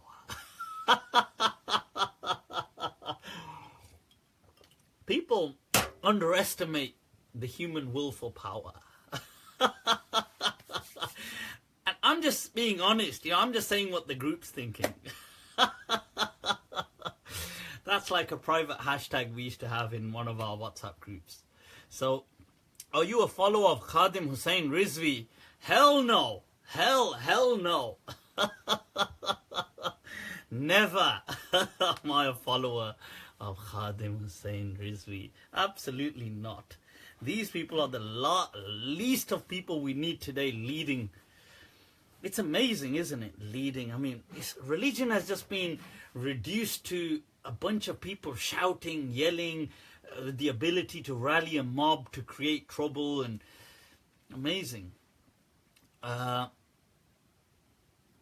Right, somebody's asking about sadl or qabd. I've done a detailed explanation. It's on YouTube. Just search it, sadl. I've explained that before, so I mean I won't be able to do justice right now. So, but both are permissible, as Ibn Abdul Bar said. Whether you sadl is to let your hands kind of hang, or qabd to kind of fold them, however they come together. Who is Allah from your perspective? God. God. That is Allah. Allah is just the Arabic for the word God. Hey, here's something interesting. I read, what is the difference between Sunni and Shia? It's too deep. I've answered that before. It's political. It's like a cocktail of, which began with politics, and then they threw theology in there. And then they threw a hell of a lot of hatred, and they stirred it up. That's what it is. But my point is, look, just stay away from abuse. Try to stay away from sectarianism as much as possible. Right now, can we read behind the Imam in Saudi? Of course we can. Of course we can. And of course you should. I mean, look, if somebody's a Salafi or whatever, look, at the end of the day, look, I disagree with Salafis. What the hell, I might even mock them. Although that's difficult to believe. But I mean, some may believe that I might ridicule them. I mean, not me. But nevertheless, they are Puritanists. Damn. See, I got like Tourette's. I can't withhold it. It's like I'm trying to praise them and say, look, they're really good, and they are, and I'm like, they're Puritanists. Okay, control, yaar, control. Okay, look.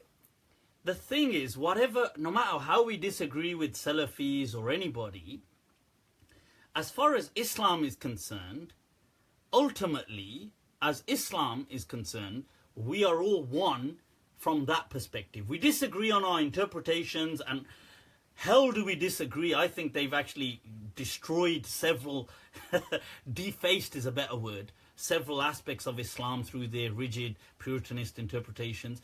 But that said, they are still Muslims, of course. Brothers, sisters, however you want to use the term, I would pray behind them. By all means, I would pray behind them. Of course, I would pray behind them. I wouldn't even think twice. In fact, I'm still old school. People like Sudais and Shuraim, these are the kind of reciters that I still only know. I don't know all these other people. So I think this kind of stuff of, I don't think we should, our things should be reason-based. And even if we're going to sometimes ridicule a point or something, but it shouldn't be driven by hate. It should be driven always by reason, not emotion. That's my point. Right, so, listen, I was going to... Speaking of Salafis, so I came across this video clip on seeking knowledge. So there were these two guys, right? So I don't know the name of the other person. One of them was Dawah Man, but I don't know the other person who he was. But they're giving this video on seeking knowledge, which I think is awesome. By the way, I think everybody should seek Islamic knowledge. And I want to say here, somebody asked me this, that look, do you believe it's an obligation? I do believe it's an obligation to learn Islamic knowledge and to learn the Arabic language to the best of your capacity. But this obligation that I believe isn't one in the sense that you're sinful for not doing it. I don't believe that, oh, you're going to get punished kind of like this kind of thing, but I believe it's a must. It's like, it's a must do in life. Like, you know, you have to kind of really, if you're serious about it, then you must learn it. That's how I kind of believe.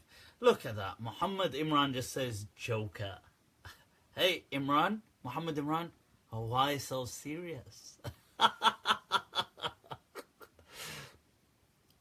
Blocked. Anyway, coming back to, so these things I'm very passionate about.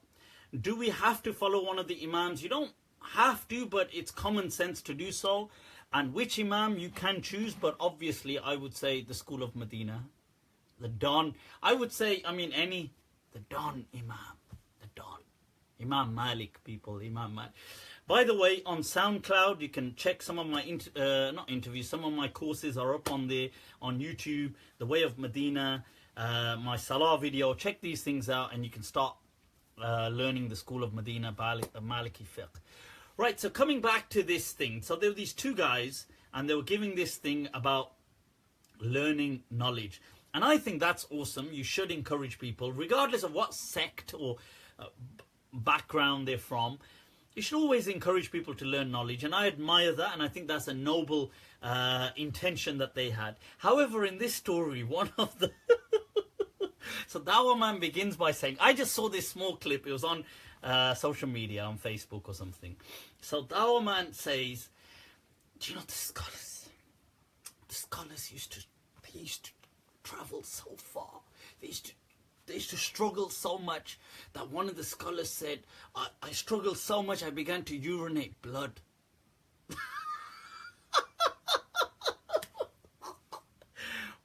Bro,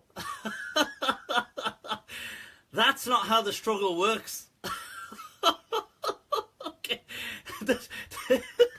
It doesn't mean like you start struggling with your bowels and you start like I'm gonna screw up my kidneys. This is you got it wrong, bruh. It doesn't mean you kind of like you kind of get a UTI, like a kind of urine infection, and say like I've struggled for the sake of Allah. That's not those kind of infections people are getting for other kind of reasons, okay? That struggle is a different struggle. It isn't this one. So, okay, put that aside. Then the other person obviously hearing him says, I'll see you and raise you. This kind of reminds me of that story I think I've told you before, where these two great truth tellers, and by truth tellers I mean kind of ex-representatives of BS, right? So these truth tellers got into a conversation with each other. So one of them, he says, bro, what do you know? Like, he says, you know, my friend, that man is big up him. He once said to me, bro, he said, you see this is a bag of money. He said, he gave me a bag of money. He said, bro, take what you need from me. Take what you need from me and just go. He goes, that's a friend. That's a friend. So the other truth teller, he said, you think that's something? He said, my friend, he goes, that guy, he gave me this bag full of money, bro. He said, bro, take what you need and just throw the rest away.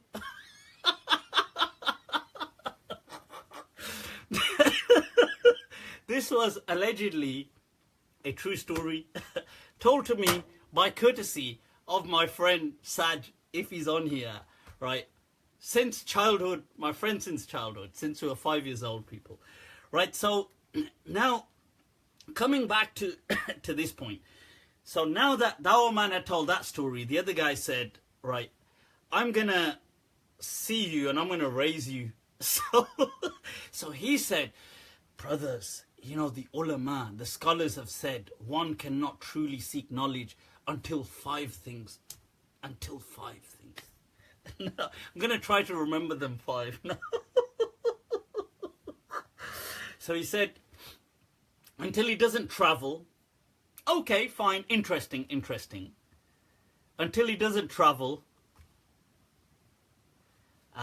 He said, until he doesn't, he goes, until he doesn't travel, until he doesn't become ill, until he doesn't, he said, with the condition he has no wife. So this guy has no wife, no kids, no family, with the condition that this person has no friends. And with the condition all his family die.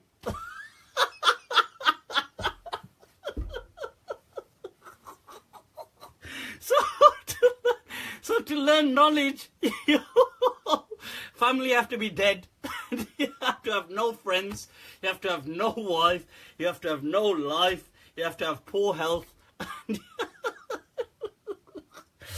I thought, what the hell? What have you been smoking? And where can we get hold of it from? People, seriously. I couldn't stop laughing, honestly. Oh my God. I had to share that amongst a group of friends. Guys, with that, let's wrap it up. As always, it's been an absolute pleasure. Guys, like my Facebook page. You know, when I see these people, like these kind of people that I just spoke of, and they have like 100,000 likes, 200,000 likes, and then I look at my Facebook page, and yaar, the ego is hurt, yaar. I think, look, seriously, how did these people get that many likes and they don't even speak sense? And here's me vomiting sense for so long, and people are not even, they don't even like, yaar. So god damn it, like my page. Right, and you can like and follow both pages. I've got 2, same name, Mufti Abu Layth. And if you've got any questions, you can send them to me. I do try to respond to questions. Somebody's commenting, Shoki. Oh my God, that was the person's name, the kind of truth teller, Shoki. That was his name, Shoki. Oh yes. I'm going to get his full name from my friend. Right, so now, yeah, so like my pages. If you're on Snapchat, you can add me. It's Malm, MALM 2014, Malm 2014. And if you're on Instagram, you can add me, Mufti Abu Layth, same thing. Other than that, people, I think send me your questions, stay in touch. I do try to respond. I think Facebook marketing, I know. We've got to, these people, what can I say? See, maybe this is a sign that I'm upon truth. Not. So,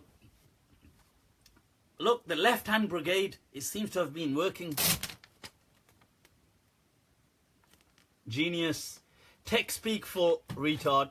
Right, people, with that, the words that Subhanallah wa ta'ala amma yasifun, that Allah is above and transcendent of that which they ascribe to Him. Wa afdalu salati wa salam, and the best of salutations and blessings upon al-qa'il al-mamnoon, upon the blessed messenger of Allah sallallahu alayhi wasallam, who said, al-madinatu khayrul lahum in kanu law kanu ya'lamun, that indeed Medina is better for them if but only they knew.